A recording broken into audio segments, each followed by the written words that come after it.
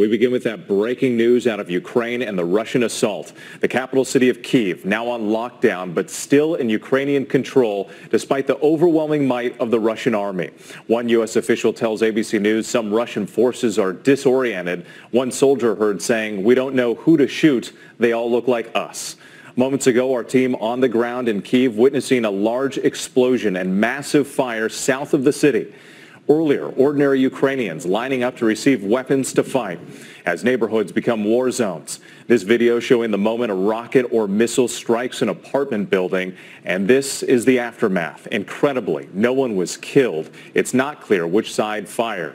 But a U.S. official says Russian forces have launched more than 250 missiles into Ukraine. Tens of thousands of Ukrainians now refugees, creating a humanitarian crisis. Our teams there are capturing the emotional scenes at border crossings, fathers saying goodbye to their families, staying to fight.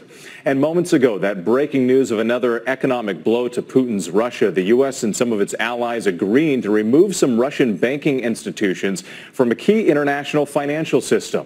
We have team coverage on the ground, and our chief national correspondent, Matt Gutman, leads us off from Ukraine. Tonight, the sounds of war ringing throughout Kyiv. The Russian military renewing its assault on Ukraine's capital, the city under strict curfew for the next 48 hours.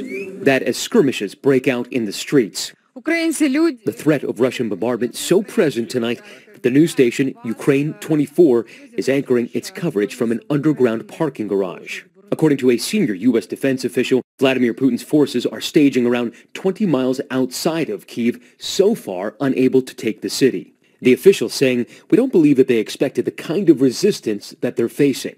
Ukraine's loyal sons and daughters, civilians taking up arms, including this young couple, married just yesterday. Today, they are soldiers. Our Ian panel with volunteers. We are happy that we can protect our country, really. We feel our devotion and obligation to do that. President Volodymyr Zelensky standing ready to fight with his countrymen. With this rallying cry, we withstood and are successfully repelling the enemy's attacks. The fighting goes on in many cities of our state, but we know we are defending our country, our land, and our children's futures. According to a U.S. official, the Russian military has launched more than 250 missiles into Ukraine. Social media video showing the moment a missile or rocket strikes this apartment building within Kyiv's city limits. It's unclear which side fired. Tatiana and her family were inside that building.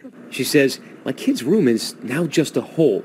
If she'd been in there, she wouldn't have survived." Remarkably, no one was killed, but the human toll is growing. Nearly 200 Ukrainians have died in the conflict so far, over 1,000 wounded, including children. This unexploded rocket landing near a kindergarten in the middle of a playground. That as Ukraine's neighborhoods become battlefields. This family of 15 forced to flee their home after it was damaged by shelling. Young Anita asking her mother, "What if something happens tonight?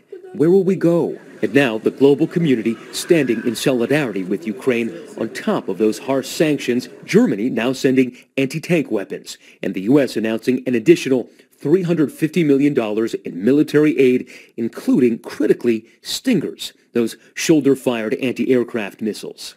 President Biden today saying Putin will pay a serious price for this short-term and long-term. You have two options.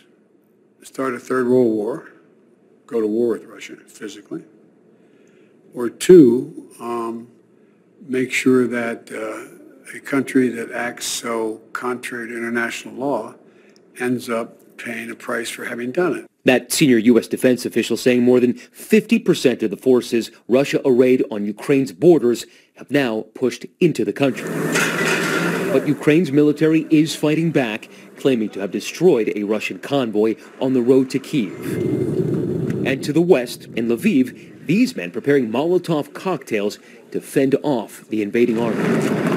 We crossed from Poland into Ukraine today at its busiest border crossing, those cars entering, splitting that sea of humanity. You can see this push of people that's starting to move towards the gate. They're actually trying to move people back before. There are hundreds and hundreds of people here. They're brandishing their documents, Some are showing that they are foreign citizens. Right now, only women and children are being allowed through that gate to Poland. You can't go. I don't want to go. You don't want to go. You want to stay here. Of course. To fight? Yes. And everywhere, desperation. And ye shall hear of wars and rumors of wars. See that ye be not troubled. For all these things must come to pass, but the end is not yet. For nation shall rise against nation, and kingdom against kingdom, and there shall be famines and pestilences and earthquakes in divers places. All these are the beginning of sorrows. And because iniquity shall abound, the love of many shall wax cold.